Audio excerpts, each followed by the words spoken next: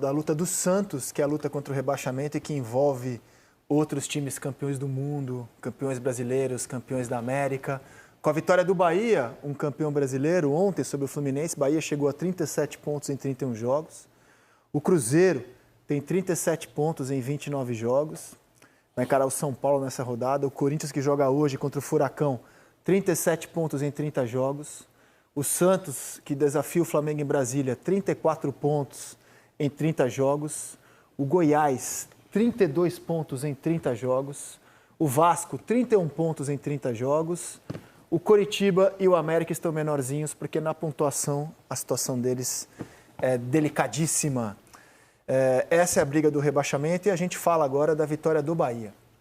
Os 7 jogadores que o Ceni tirou do time para enfrentar o Palmeiras no sábado voltaram ao time titular ontem. Mas a gente não viu uma grande atuação do Bahia.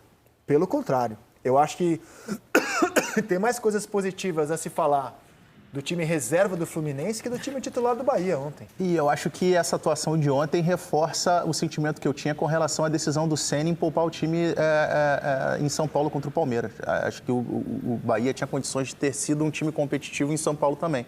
Mas quanto ao jogo de ontem, assim, primeiro que passa por uma questão de você diminuir tecnicamente, né? Você desnivelar tecnicamente o que é o campeonato quando você tem um jogo contra uma equipe que briga na parte de cima da tabela, mas está com o time todo reserva, que é uma situação em que o Bahia enfrentou ontem e outros times da parte de baixo da tabela não vão enfrentar. Mas o campeonato do Bahia é um campeonato, acho que abaixo das possibilidades, abaixo do investimento que o time fez desse primeiro ano de SAF. O Rogério chegou como uma espécie de bombeiro ali, mas já tendo que produzir pensando no time para a temporada que vem, sendo que não sabe qual é a situação que vai encontrar o time. Mas como ontem entra naquela situação que a gente vem falando desses times que estão na parte de baixo da tabela. A atuação foi abaixo do que poderia apresentar, principalmente contra um Fluminense com um time muito modificado, com pouco entrosamento, mas o mais importante era somar 3 pontos. E aí o Bahia conseguiu somar e abrindo ali agora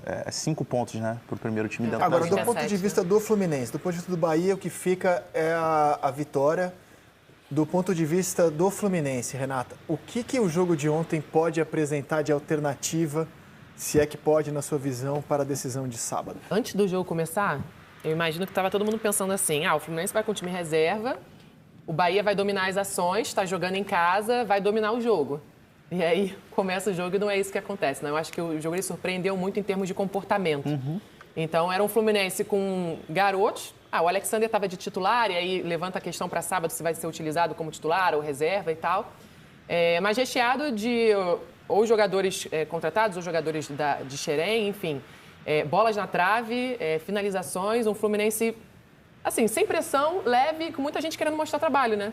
Então, acho que alternativas para sábado? Acho que não. Talvez o Alexander, que não foi tão bem no jogo de ontem. O Alexander, já para mim, ficou claro que ele vai ser, que ele não começa, vai ser Martinelli. Martinelli, eu tô contigo. Eu lembro que o Roger, na semana passada, aqui falou do Martinelli, eu falei, Martinelli? Já mudei de opinião. O Martinelli vai titular. Para mim, essa questão foi encerrada na coletiva do Diniz depois do jogo contra o Atlético. Ele deixa muito claro quando ele cita, quando ele começa a falar dos jogadores, enfim, de titulares e tal, e aí ele cita o meio-campo com o André, que ele cita dos jogadores titulares, ele cita André, Martinelli e Arias. Ali, para mim, meio que foi a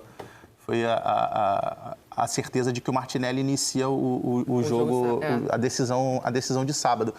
E o que chama muita atenção é a forma com que, e acho que diz muito mais sobre o Bahia do que sobre o próprio Fluminense, a forma com que o Bahia não conseguiu se impor no jogo contra um time que, cara, assim, não dá nem pra gente dizer que é um time que treina junto. Exato. Porque, assim, não era o time reserva do Fluminense. Esse time nunca jogou junto. Era o time temporada inteira. Era o time Esse time nunca entrou em campo. E ainda assim a equipe do Bahia, e acho que de certa forma o Rogério a decisão que ele toma pro jogo contra o Palmeiras, acho que joga também um pouco de uma pressão por desempenho do time pro jogo de ontem, porque quando ele fala, não, a força tá fisicamente pro time jogar contra o Fluminense e tal, acho que joga uma responsabilidade acima pro jogo de ontem e ainda assim o Bahia não conseguiu desempenho. Mas é isso, o primeiro ponto. Lembra que eu falei que o Botafogo precisa de modestos 50% de aproveitamento para ser campeão brasileiro?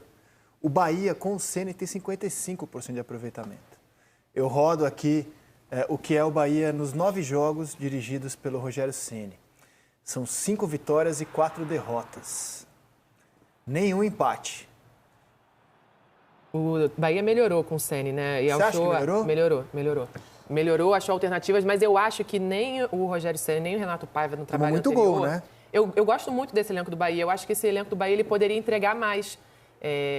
O Rogério já deixou claro ontem, né, na coletiva, ele falou sobre isso, né? O Bahia não vai jogar melhor que isso. O Bahia, não vou saber repetir exatamente as palavras que ele usou, mas a ideia foi essa, assim, não esperem mais do Bahia do que o Bahia entregou ontem. E ele até cita 3 atletas do Fluminense, né? O David Braz, o Alexander e o Thiago Santos. Tipo assim, o Bahia não jogou contra ninguém. É um Fluminense que tinha David Braz, Alexander e Thiago Santos e tal, que tá ali, por mais que tenha Libertadores, está na 8ª posição, 9ª posição. Então, assim, acho que é um Bahia que tem que ser o quê? Pragmático. Independente de jogar bem ou não, o Bahia tem que fazer isso que fez ontem.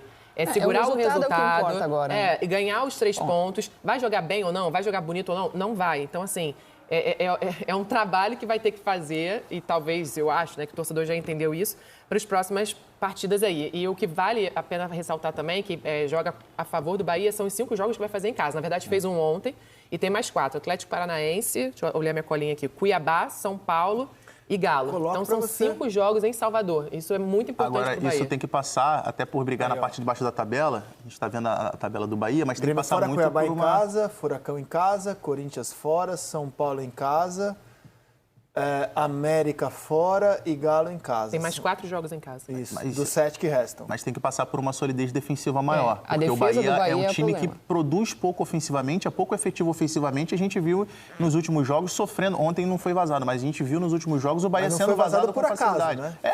Não é que não foi vazado Ontem porque foram 2 traves. foi sólido defensivamente. Parou, poderia ter tomado 2, 3 gols ontem. Então... A coletiva do Ceni, ela é forte. Vamos ouvir, então. Vamos botar. Com vocês, Rogério Ceni. Eu não sei que jogo que vocês vão esperar que o Bahia vai dominar assim amplamente um jogo e vai ganhar assim com uma naturalidade. Eu não consigo enxergar esse jogo até o fim do campeonato.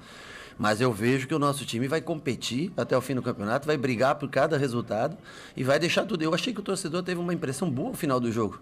A reação, ao menos, do torcedor foi muito boa, de incentivo, de trabalhar junto com o time. Nós cometemos alguns erros no final que propiciaram chegadas do Fluminense, até com bola no nosso controle, nós acabamos entregando e propiciamos naqueles laterais, escanteios no final, né? O que é natural até de uma partida você sofrer um pouco de pressão.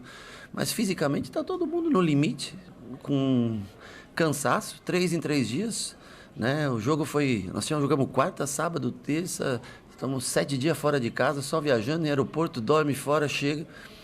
Eu não sei, cara, eu vejo mais coisas positivas do que negativas, que pode melhorar, sem dúvida nenhuma, eu concordo sempre com vocês. Mas em matéria de competitividade, eu acho que em matéria de superação até, de brio, de ter vontade de vencer mesmo, de acreditar que é possível vencer, mesmo mediante uma situação difícil que nós encontramos desde a nossa chegada, quando nós viemos para cá. Eu acho que a fala do Ceni, ele tem razão em alguns aspectos e acho que em outros ele força um pouquinho. Porque ele chegou, não fazem 2 meses, chegou dia 8 de setembro. No Bahia. Não tem nem 2 meses o trabalho dele. Pegou um grupo que não foi ele que formou, que apesar do investimento tem deficiências, defensivas principalmente.